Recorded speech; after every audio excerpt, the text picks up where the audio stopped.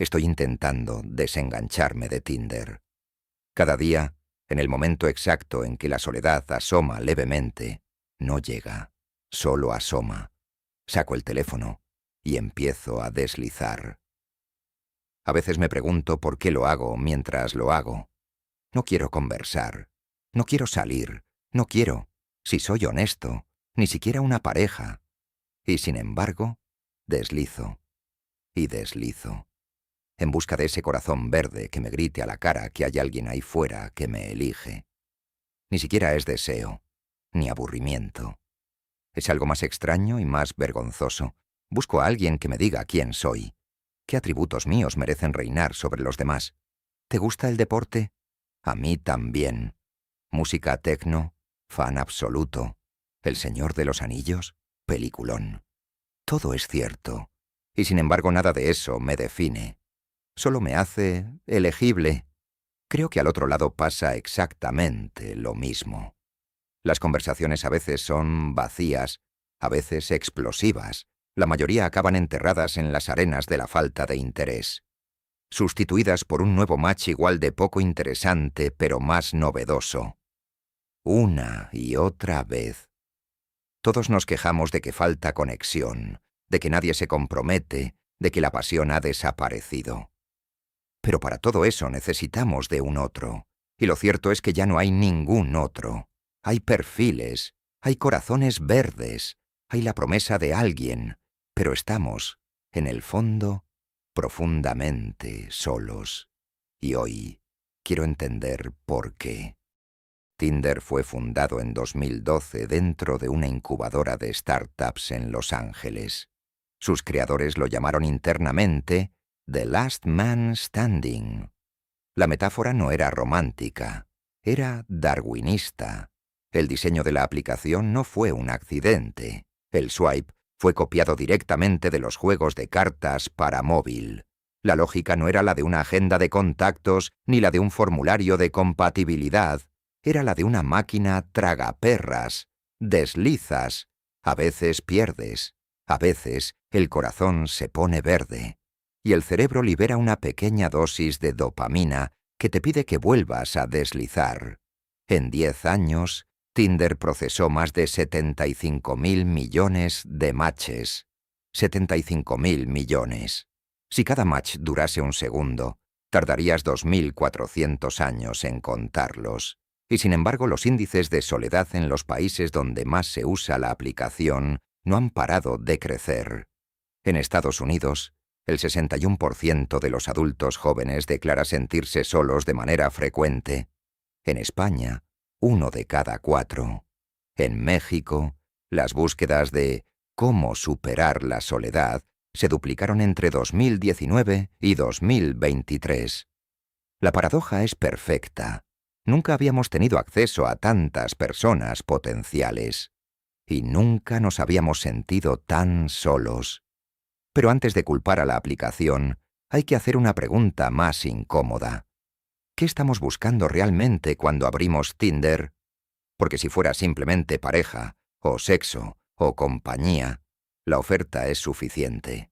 Hay 75.000 millones de pruebas de que algo encaja con algo. Y aún así, volvemos, solos, a deslizar. Lo que buscamos no está en la aplicación, estaba antes. Mucho antes. Jean-Paul Sartre escribió una frase que durante décadas fue malinterpretada como cinismo. El infierno son los otros. La mayoría la leyó como un insulto a la humanidad, una butade de intelectual parisino harto de sus vecinos. Pero Sartre no hablaba de los otros como fuente de molestia. Hablaba de algo mucho más perturbador. Los otros son el único espejo en el que podemos vernos. Sin la mirada del otro, no sabemos quiénes somos. No podemos construir una imagen de nosotros mismos que tenga densidad, que tenga contornos. Necesitamos ser vistos para existir. No es debilidad. Es la condición humana más básica. El problema es lo que hacemos con esa necesidad. Alain de Botton lleva décadas estudiando ¿Por qué el amor moderno fracasa tan sistemáticamente? Y su diagnóstico no apunta a las aplicaciones, ni a la falta de compromiso generacional, ni al capitalismo tardío. Aunque todo eso tiene algo que ver. Apunta a algo anterior. Entramos en las relaciones sin conocernos, completamente ciegos a lo que necesitamos, completamente sordos a lo que ofrecemos, completamente analfabetos en el idioma del vínculo. Y cuando no sabes quién eres, usas al otro para averiguarlo. La primera cita no es una búsqueda de compatibilidad, es una audición.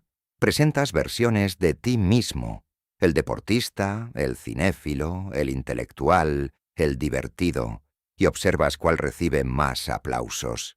Y la versión que más aplausos recibe empieza a ocupar más espacio, no porque sea la más auténtica, sino porque fue la más elegida. Sartre lo llamó la mirada que petrifica. Cuando el otro te ve de una manera determinada, hay una tentación enorme de convertirte en esa manera de ser visto. Es más sencillo que el trabajo de construirte desde dentro. Y es infinitamente más rápido. Pero hay un coste. Si construyes tu identidad en función de lo que el mercado afectivo demanda, acabas siendo una colección de atributos elegibles en lugar de una persona. Eres el perfil, no el usuario. Y los perfiles no se enamoran, no se comprometen, no soportan el peso de una relación real, con sus contradicciones, sus malos días, su exigencia de ser visto también en lo que no encaja en ninguna categoría elegible. Byung-Chul Han, el filósofo surcoreano que mejor ha diseccionado nuestra época, lo llamó la erosión del otro. En la sociedad del rendimiento, el otro deja de ser una alteridad radical. Alguien irreductible, con su propia densidad, su propia oscuridad, su propio misterio, y se convierte en un objeto de consumo. Lo evaluamos, lo optimizamos, lo descartamos cuando su rendimiento emocional no justifica la inversión. No es crueldad, es el lenguaje que el sistema nos ha dado para relacionarnos, y lo hemos aplicado al único territorio donde ese lenguaje es completamente destructivo.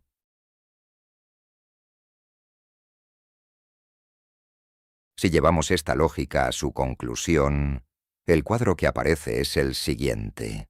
Una generación entera aprendió a relacionarse a través de interfaces diseñadas por ingenieros de producto cuyo objetivo era maximizar el tiempo de uso de la aplicación. No la calidad del vínculo, no la profundidad de la conexión, el tiempo de uso. Cada vez que sentimos el impulso de abrir Tinder o Instagram o cualquier plataforma que prometa contacto humano, estamos respondiendo a un diseño que aprendió, con 75.000 millones de datos, exactamente qué dosis de incertidumbre, qué frecuencia de recompensa y qué umbral de novedad mantiene al usuario deslizando. El resultado no es solo soledad, es algo más sutil y más grave. Hemos perdido la capacidad de tolerar la ambigüedad de una relación real. Las relaciones reales no tienen algoritmo, no optimizan la experiencia del usuario, no te dan el corazón verde cuando lo necesitas, te dan silencio cuando esperabas respuesta, y te dan presencia cuando no sabías que la necesitabas, y te exigen que te quedes cuando todo en ti quiere deslizar hacia el siguiente perfil. Hemos entrenado nuestra atención para el match instantáneo.